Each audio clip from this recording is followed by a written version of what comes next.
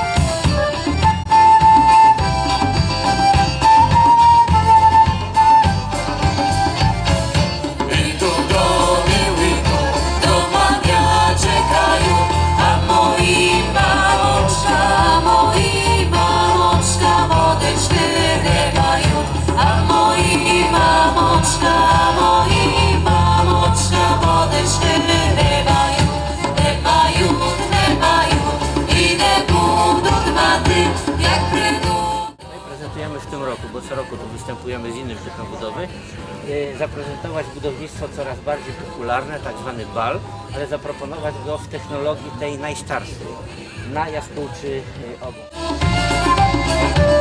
Witaję na stoisku z lępiłską krywulką. Krywulki to najharniejsze ozdoby lępiłskiego stroju. I tu domy łyku, domania czekają, a moi mamoczka wodeczkę wylewają, a moi mamoczka. Są to wyroby ceramiczne, jest to glina, akurat glina z dużą domieszką szamotu. Wypalamy ją w temperaturze około 1150 stopni. Jak przyjdą do domu, jak przyjdą